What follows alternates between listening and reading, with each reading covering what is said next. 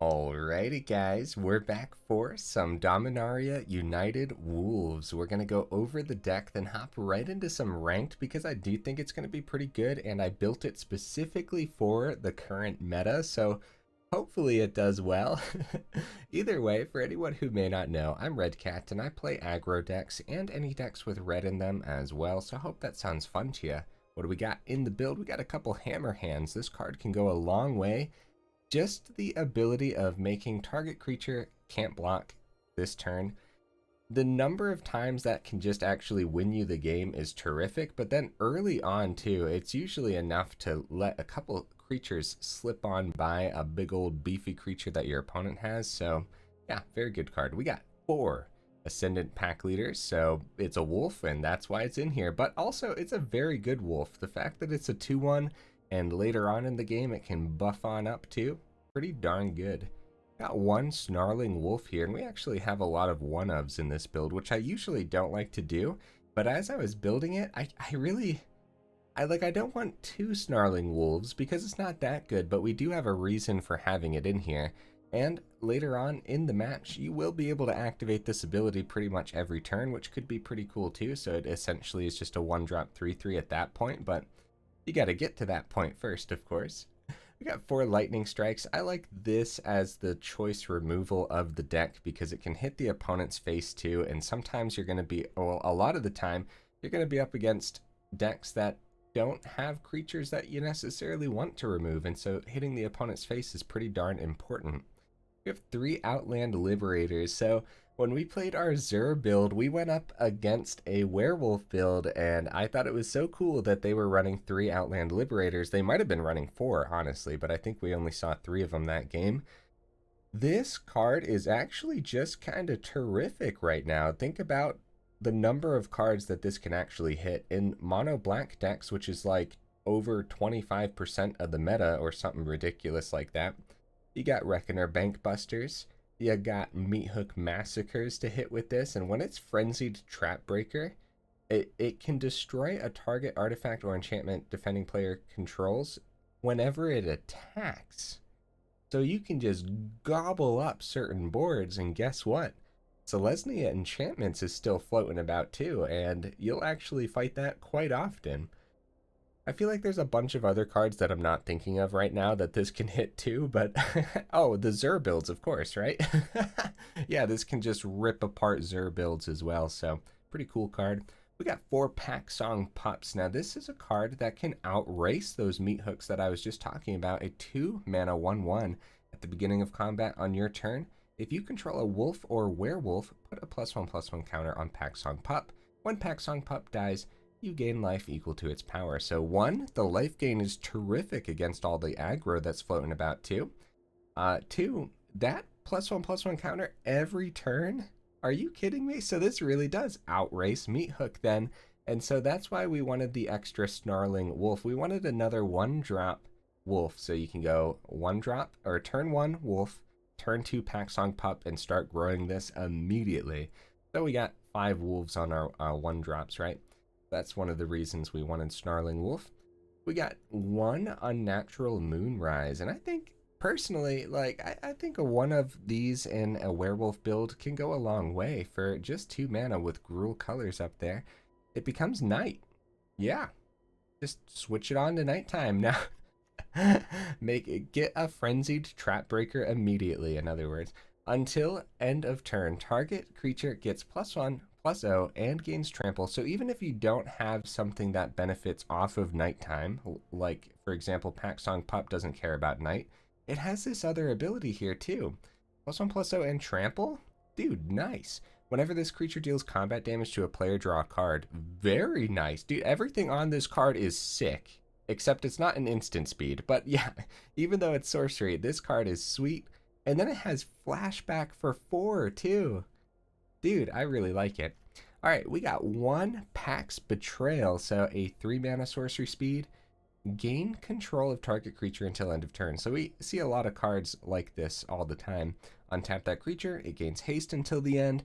If you control a wolf or werewolf, scry too. Now you guys know I enjoy scrying in my aggro builds, and I always say don't underestimate scry when it comes to aggro, or just in general, really. But really, what this is in here for is if we weren't fast enough and the opponent got the Shieldred down, maybe the opponent went first or something too, then maybe you don't have to remove it. Maybe you can just steal it for one turn and you'll be able to get a nice full swing in, and then you'll just be able to outpace the opponent for the rest of the game, even if it is a Shieldred, right?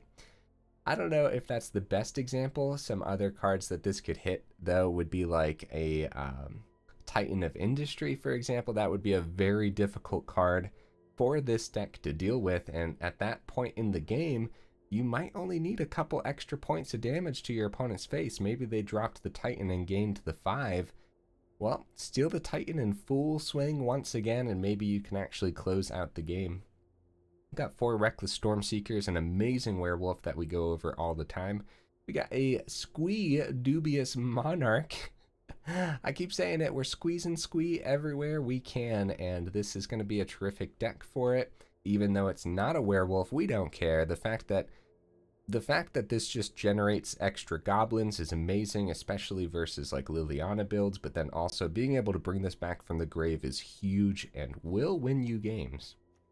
We got 3 Tovolar Dire Overlords, so the card draw on this is amazing enough to consider 4 of them, but it is legendary, so you don't only want to see Tovolar in your hand. Other words, you might be crying yourself to sleep. So just the 3 this time round, and it's pretty easy to activate that one ability on here where at the beginning of your upkeep, if you control 3 or more wolves and or werewolves, it becomes night.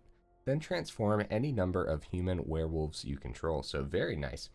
Well, something to note with the Stormseeker is the Storm-charged Slasher is going to be a lot easier to see in this build, and so that extra trample is going to go a long way against all the chump blockers that are running about too. It's like this Esper deck that's running the reinforcement card. Like those cards are great chump blockers, and then we're seeing a lot of Wedding Announcement too. That's another example for the Outland Liberator. Wedding Announcement. Yeah, we got to get rid of that card too. So yeah, the trample goes well against all those chump blockers as well. On the top end of the build here, we got 3 Arlinn, the Pack's Hopes. Now, we have proven in the past, and so have other people as well, that 4 Arlinns is totally worth it. But just the 3 this time round. We'll see how that goes. Got the 3 Hal and Owls as well. If we're playing Gruul and you're not playing Hal and Owl, then uh-oh. What are you doing, guys? What are you doing? Hal and Owl is so powerful. I don't care that it's not a werewolf. It is just so good, and it's another card that helps us run against like the meat hook style builds as well. So also just being able again to give another creature haste or something is actually pretty ridiculous. On the very top end though, we do have a Volatile Arsonist, just a single, because as time has went on, I've learned to add more top end to my aggro builds, because for some reason it sure feels like aggro is just continuing to lean towards mid-range anyways, and then there's gonna be a lot of matches that just go on a lot longer than you want. And so when you top deck a Volatile Arsonist, you're pretty happy about it, especially if it's already nighttime, because that 2 damage does a lot more than that 1 damage on this ability. Okay guys, 25 land, which is also a lot for an aggro build, but wolves really like the mana, and we really want to see 3 no matter what. Like, we want to see 3 on 3, so the 25 is here, and one of them is a Rugged Highlands. I don't think it'll slow you down too much. That extra life gain can do a thing here and there too, so it might be fine. Also have a Crucible, a single Who Endures. I don't think you need the 2 Who Endures, guys, because we do got the Outland Liberators to take care of other enchantments and whatnot. So we are rocking 4 of the new Pain land for the deck too. I don't think it's going to do as much damage as you would think, because we don't have that greedy of a mana base here. Actually, there's a lot of just colorless in the casting cost. But yeah, speaking of which, we don't have Naturalist this time round. It's a pretty terrific card, and it helps ramp you pretty well too, but I couldn't find room for it.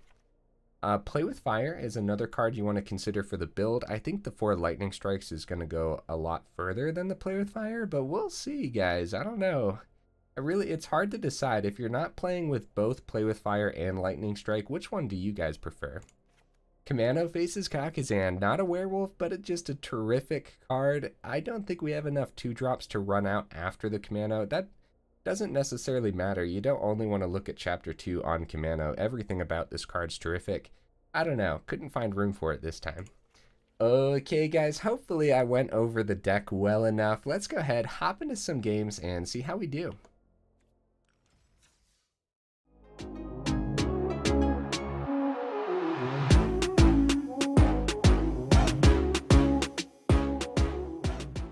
We are getting right into the first game here. Very nice. That took maybe a second. Maybe. Not a bad hand. We'll keep this. We got the old 1, 2, 3, so we don't always see that, believe it or not. Commando, nice. Okay, well, it's really good that we went first here. We might as well run this down since they're tapped out. Generally speaking, it's good practice to swing in first. Oh, nice. That's a 4-3 trample, dude. So we got Gruul versus Gruul, and you know, I gotta be real with you guys. Opponent's Gruul is probably a little bit stronger here. You know, it would be a terrible trade for the opponent, the pack leader. That would be a terrible trade. They take this. We don't want to run our Stormseeker, even though we have multiple Stormseekers, right? We don't want to run it into the Iconoclast when we think we might be able to outpace. So I would go... Okay, that's interesting. So they offer the trade into the Commando, which we're going to take. That was... Okay. Ooh, okay. 4th mana for the Hallandal, huh? Okay. Let's do it. Let's do it because Hallandal's ridiculous. Oh crap, guys. We gotta make sure we do this in the right order. So first, we want the Stormseeker ability. First. Yes. Okay. We target Hallandal. Oh no, I did it wrong anyways. Oh no, guys. Well, we still get a swing. It's just 1 counter. Did I do it wrong? I think so. I always get... Whenever you're running Stormseeker and Hallandal in the same deck, make sure you do it in the right order. See, we could have had an extra counter on the Stormseeker. They might trade with the pack leader. This is a ton of damage. Oh, we might just die too, though. They have 6 on the board, and they could drop like a Raiju. A Raiju buff the Stormseeker. They're down to 3. We're taking an extra 2 from the Raiju. That's 10. We're alive. Nice. Okay, very nice. Hey, GG opponent. Guys, I apologize. I'm trying to think the correct order there. Hopefully we get to test that again. If you put the Hallandal ability first, I guess that goes onto the bottom of the stack, and that means the Stormseeker ability would activate first, so you would hit the Hallandal. I'm confused. I thought I did it in the correct order. I'm sorry, guys. Out of practice with Gruul right now, I suppose. We'll try it in the opposite order next time we see it, which honestly, in this deck, we'll probably be able to see it. That's a perfect example as to why going first is so darn important.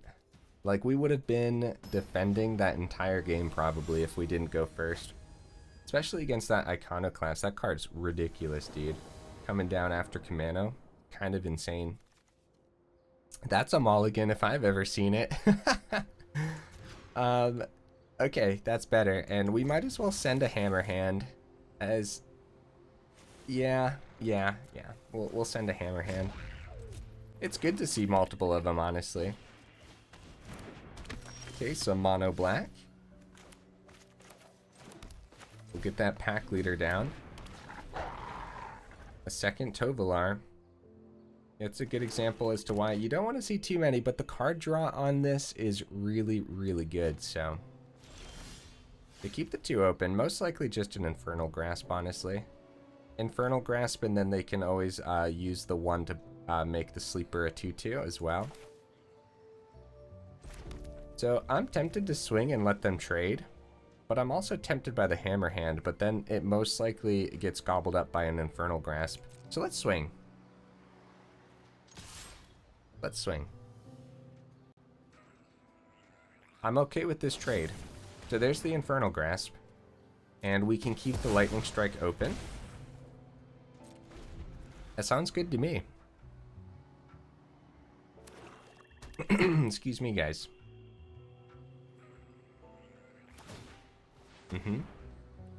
We're gonna let them do that again. And then we go ahead and take care of that.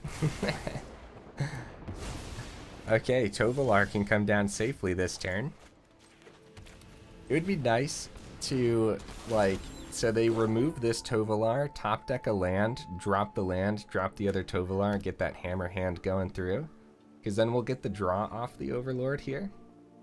So, it might already be a Shieldred. Nope. Underdog. Nice.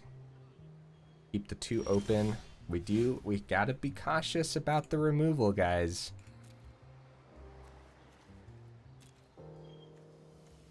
We still have Liberator this turn.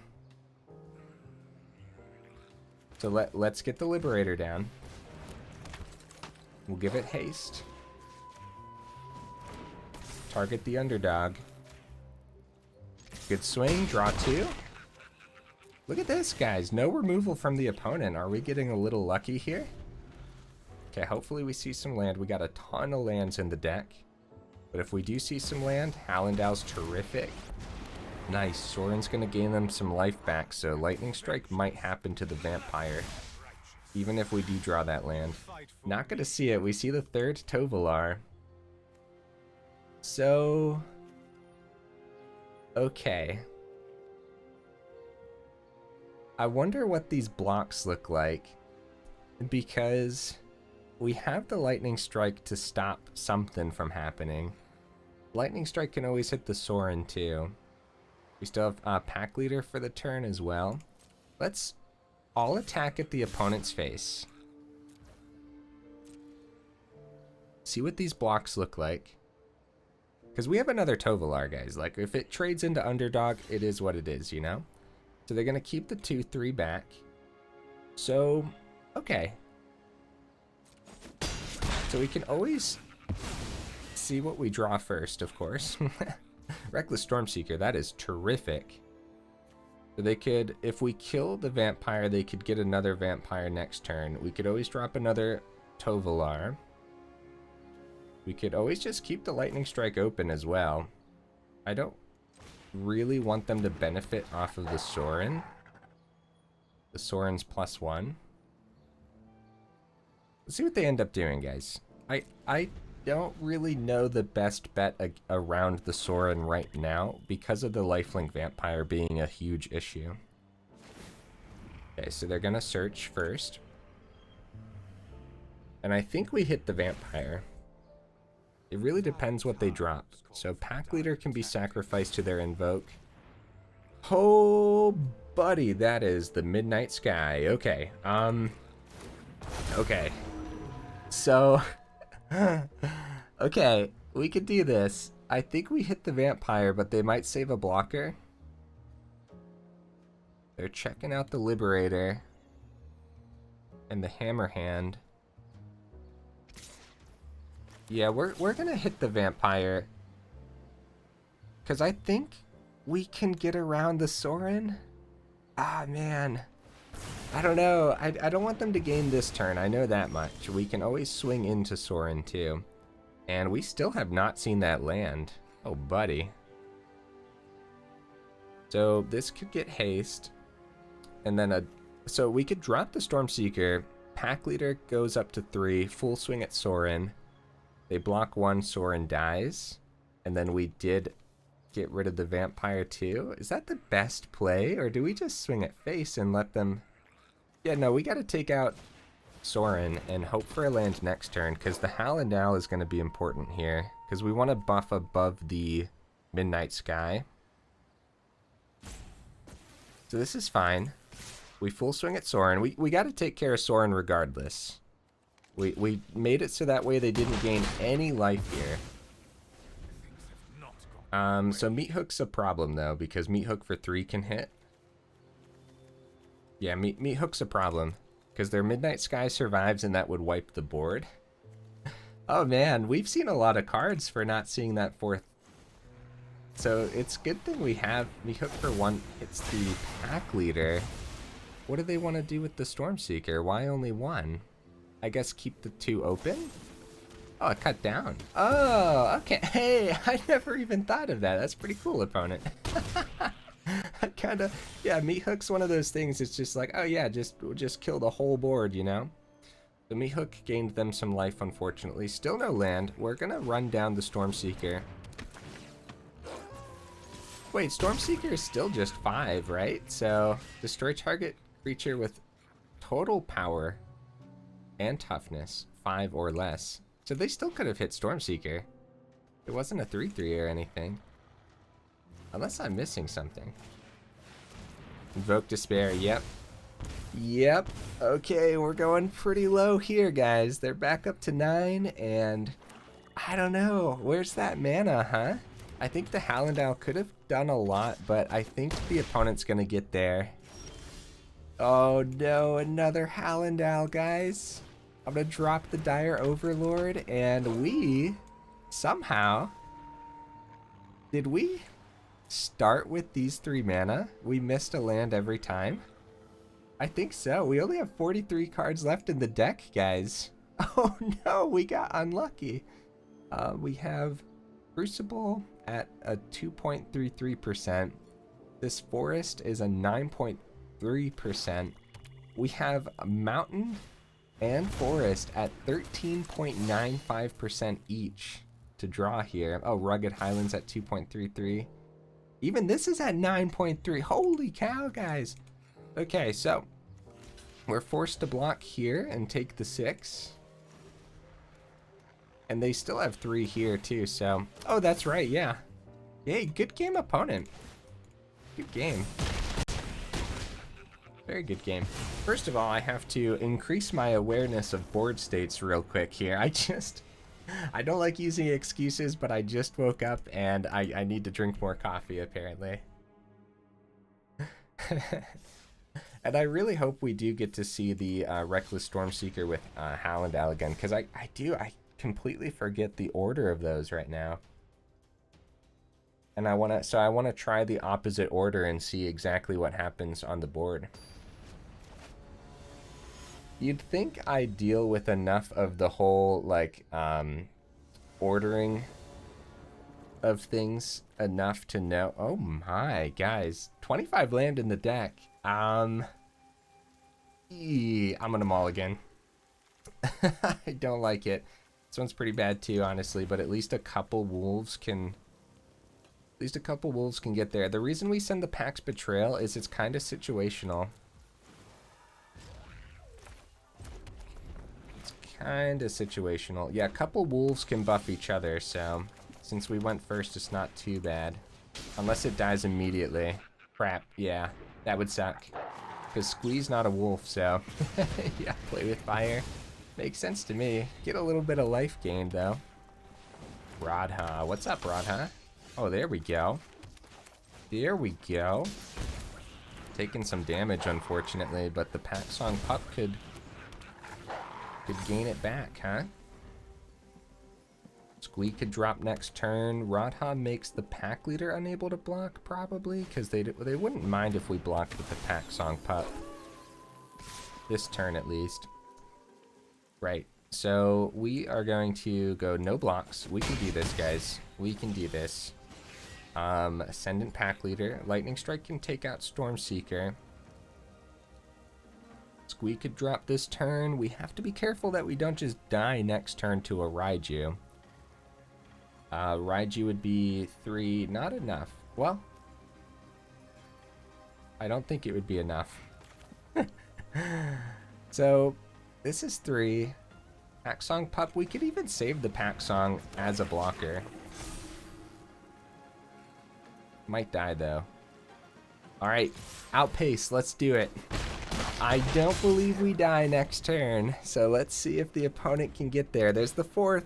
There's a Defiler of Instinct.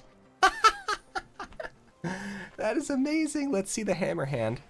Yeah, Hammerhand. Oh, that's brutal. Oh, man. Oh, that's fun, though. I'm sorry, guys. I'm getting way too excited for the opponent's mono red. You can't blame me, though. I love mono red, so... Okay, do we have 10 damage? Down to 1. Man, they could have just pinged our face with the Defiler and won, right? 1 damage to any target. So Packsong we can save as a blocker to gain life. We have 6 on the board, guys. The problem is we don't have a... Oh! We have a wolf. We can't take the damage! No! We can't take the damage! The Pain Land's gonna kill us! Oh, man. Oh, crap. We have an extra one there. Oh, I'm sorry, guys. Yeah, we get an extra goblin. I'm crazy, man. I'm on one today, apparently. Get an extra goblin. I was sitting here like, oh, we need the extra counter on the pup, but the number of times Squee just gets us there. Another example of why going first is very important. Oh man, okay, I need to sit back and take a breather. At least I'm seeing it eventually. You guys will have to be patient with me today, apparently. Jeez.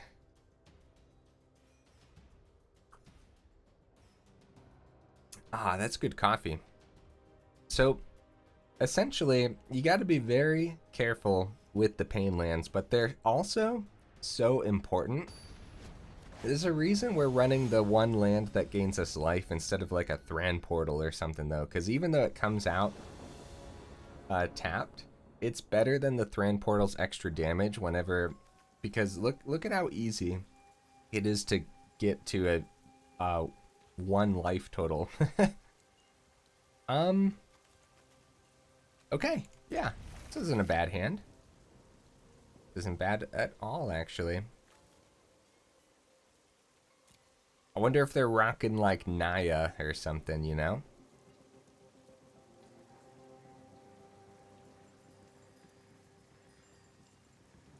Because they also have Hal and Al, but then they got these sleeves. You know what I've been shocked about, guys? Where is Jetmir? Right? I feel like Jetmir totally belongs in this meta, and like people are running wedding announcements now, finally, in their aggro builds too, because they're like, it's kind of pushing into that mid-range style a little bit. So like 4 wedding announcements, drop to 3 or 4 Jetmirs as well. Opponent, are you there, buddy? Are you over there? Are you eating? Stop eating. We gotta play. We gotta play, opponent. So anyways, yeah, I'm surprised we don't see Jetmir, like, at all. I think it's a terrific card. I think it's easy to go wide, overall, at least. Maybe it is all the meat hooks that ruin it, but... with, like, the new reinforcements card that you can flash down too, though, I don't know, man. I feel like it's pretty easy to go wide and then drop your big old Jetmir boss monster. Sounds cool. I should do another Naya build soon. So I like, some of you guys have wondered why I keep these ones in the video. I'll mark it in the chapters if the opponent doesn't play. I'll put like, I don't know, absent opponent or something in the chapter title. I like to keep them though because it shows the hands. Yeah, I feel like it's pretty good to show hands. Oh, hi, opponent. I see that you have arrived. Let's see if they run down the clock every time. It happens every now and then. It's a shame that it has to happen on the... They dropped the good game. I can't tell. Oh, okay. Well, opponent, you are being recorded, and you will be uploaded to thy YouTube. And we will play along. Yeah, I like to keep these in because they have like the whole... We get to show the hands. Oh, okay. Opponent? What? What is happening? I guess they realized that we were going to play it out. Bro, I don't even know anymore. You don't see those that often, guys. Don't think that that's just like the entire arena community. Like, that is very rare. We probably get an instant like that. Like, I thought they were just gonna run down the clock the entire time to annoy us, but they ended up not doing that, so. We don't turn to Packsong Pup here. Like, the land is pretty bad in this scenario, but we might top deck an untapped land, so this is worth it, I think. Especially since Packsong can end up gaining us. Darren Epicure. Okay. See that land, huh? No land this time round. For some reason, 25 land isn't enough, and it's very weird. Is that not bizarre, guys? I feel like we're getting a little unlucky with the land, but... Because I feel like if you have 25 in the deck and you keep 2 in your opening hand, then that should be more than enough to just draw into some more. The Epicure trade here is fine. It's not great. It's fine. We get to prevent a little bit of extra damage. Squee might actually be better, and they might trade Packleader though, so maybe not. Let's start to buff the pup since it gains us life, and they might actually end up targeting it for a few turns in a row. So yeah, a little bit awkward since we had to go into the Snarling Wolf. Oh, we gotta take out Squee for sure. For sure. Do we actually just keep the pup back though and take the 3? Because we can get this pup pretty large with our other pup. Lightning Strike. This might be a good example. Do we keep a blocker? Probably. And Raiju's the reason we keep a blocker. Well, we still have this as a chump blocker unless a Hammerhand comes down too. Looks like we're on the run this time round, guys. We are on the defense, unfortunately. Okay. We'll take these blocks. And if they end up wiping the board here and we gain 5, I think that's fine. Especially since the burn spells won't be hitting my face. See, like, that's not hitting our face. That is also not hitting our face. We gain 5? That's pretty good. Honestly. We're back up to 16. We're in this, except for the fact that we can't see. We can't get land for some reason. It's just one of those days, I suppose. Get our own Squee down, and now we start racing. Since we are at 16 and they only have 2 on the board, they might not see their 4th land either. Oh, they see it. They go for the Radha and Radha. Okay, Radha's Firebrand looking pretty good for the opponent. We got the 4th land, guys. We got the 4th land. That is huge. So a couple wolves from Arlinn. Yeah, they're gonna make something unable to block. The Lightning Strike isn't terrific here, though.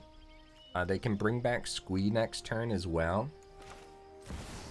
Yeah, it's gonna be Arlinn, couple wolves, and then we're two things on our board is gonna be unable to block. And so, like, we'll have 1. The Squee most definitely comes back, right? 4 other cards from the grave, they have exactly that. I'm going to risk it, and my reasoning behind that is it's not as much damage as you would think. They're going to make the wolves, or they're going to make the goblin and the wolf unable to block. We'll still be able to block one of them, which means we can block the Squee. They go for the Arlinn. It was still worth playing, though. It was definitely still worth playing. See, now they can make both wolves unable to block, but then our 1/1 gets to block the... See, they want to keep Squee, I would say. So this really depends. Because we get to take out one of the Radha's Firebrand with the 1/1 now. But I think keeping the Squee is better. So that was probably the play they wanted to do. That makes sense. There's a good chunk of damage. Down to 8. We still have a good board state here too, and we saw a 5th land for our Arsonist. So Arsonist gets to slam on this board and take care of the other Radha's Firebrand. And then we could keep some blockers back successfully here. Wants to look like that. Get that extra goblin. So we want to do 1 damage to creature, 1 damage to player.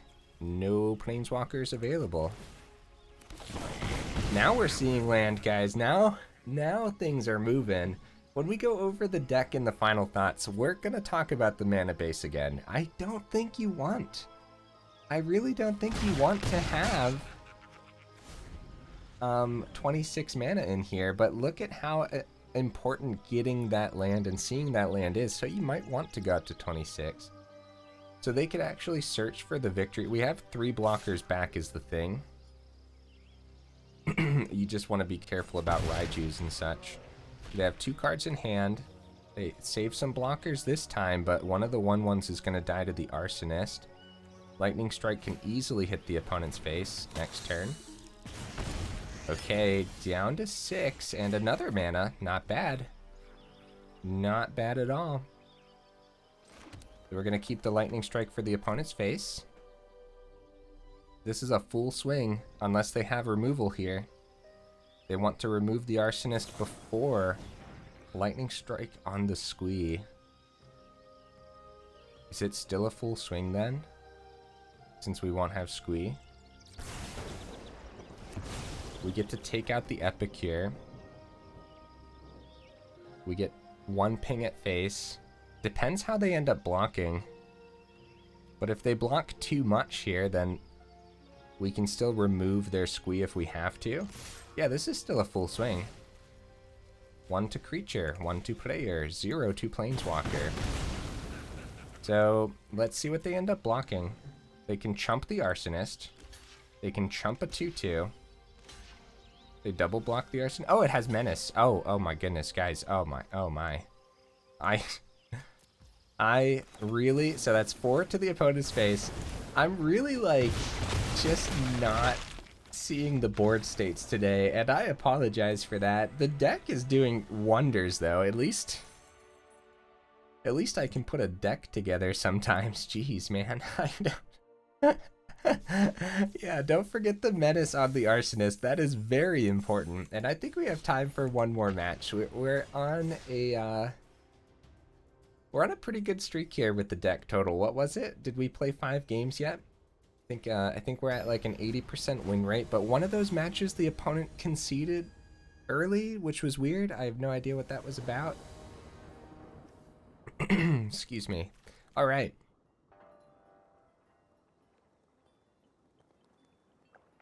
Yeah. I don't like not having a 2-drop, but there's no way that we don't keep this, right? Because we could easily draw a 2-drop. Having 3 mana in the opening hand is apparently pretty important too. And we can always buff the Snarling. Well, that's, never mind. Actually, Lightning Strike this turn too. That's not terrible. So if they don't block here, we'll do 3 damage because they might see right through the Lightning Strike. So no blockers, so we'll go ahead, activate the ability. We gotta take 1 though. Yeah, it's worth it. It's worth it. I think it's worth it. Yeah, if they would have blocked, then the Lightning Strike could have taken out Curtains. Probably an Infernal Grasp open. I like the swing before the drop. I think Tovolar... Well, they definitely block if we play the Tovolar. If we just hold everything back, though, Packsong Pup could buff. That's fine, too. And now that we only have 1 mana open, they still end up blocking here. So they're going to let this buff, or are they going to kill it? Nope, we do get that buff on the Packsong. That's an easy block for the opponent this time round, since we only have the 1 mana. So I'm just going to save it back. It is going to be an Infernal Grasp. We go back up to 20 here. Not bad. So Concealing Curtain's going to power up, swing through. It's got that menace when it does. Ooh, Liliana. Okay, goodbye, Snarling Wolf. You did your best, buddy. At least it's not our Tovolar. So we could Lightning Strike the Liliana. We got our 4th, though, so the Pack's Hope could come down, too.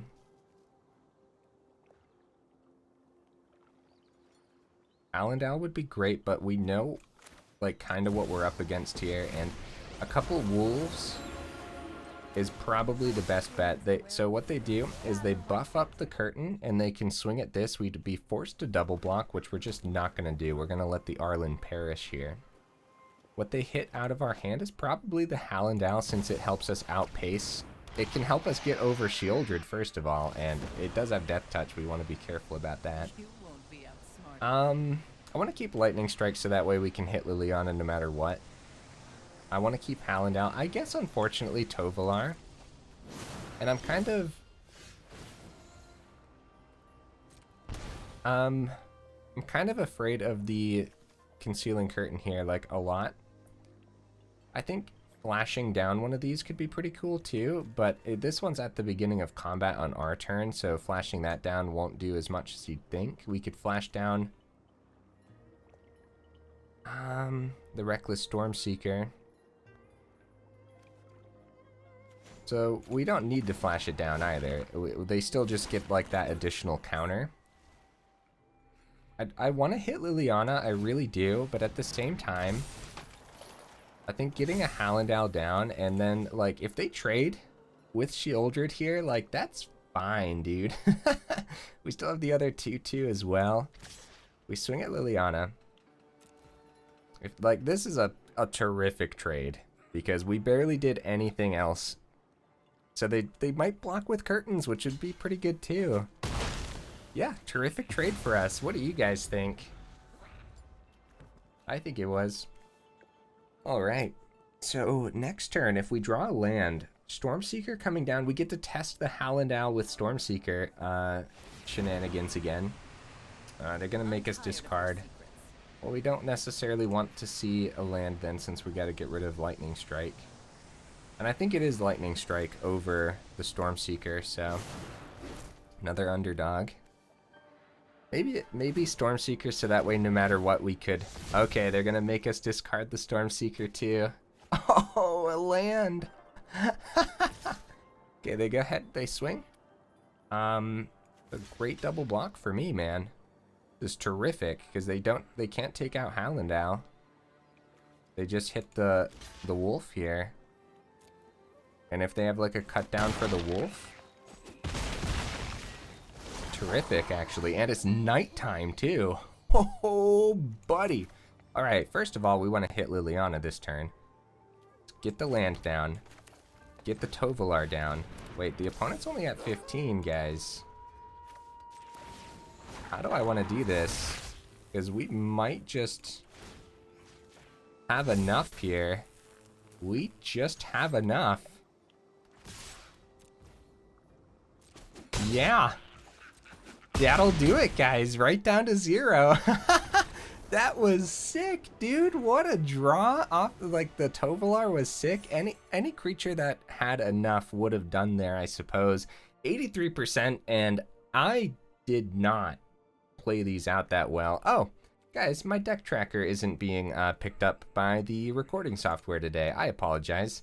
Sometimes that happens. It depends on the order that I open up the programs, and so I have to open them in a certain order. Sometimes I forget. 83% total win rate for today's Wolves, guys. I'm pretty satisfied because I feel like I had misplays all day.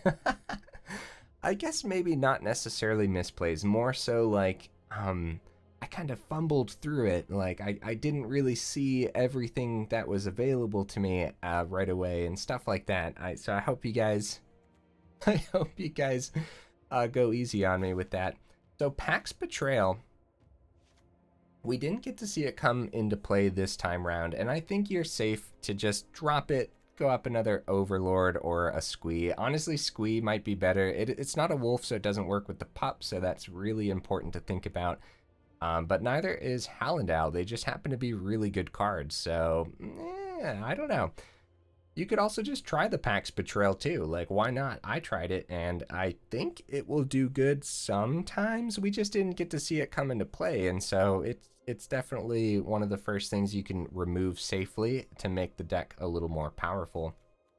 Snarling Wolf is actually pretty cool. I think it was a good decision to have just another 1-drop wolf. Volatile Arsonist. Bro, 25 land somehow didn't seem like enough, and if you drop like the Pax Betrayal for an extra Arsonist, then maybe you do want to go up to 26 land, and at that point maybe you can get rid of another one of the one-ofs. The Unnatural Moonrise didn't see any play today either, and it's really in here. Like, it doesn't matter that it's not going to hit every creature with nighttime. Yeah, the creatures that care about nighttime are, of course, the Arsonist. Arlinn kind of cares. Tovolar, Reckless Stormseeker, and that's, the Outland Liberator too. So it's not everything. Like the Packleader, the Snarling Wolf, Packsong Pup, Squee, Hallandale, none of those care about the nighttime. But I think that that's still enough to warrant at least one Unnatural Moonrise. And then even though those creatures don't care, the fact that it still has the +1/+0 and the trample is very important.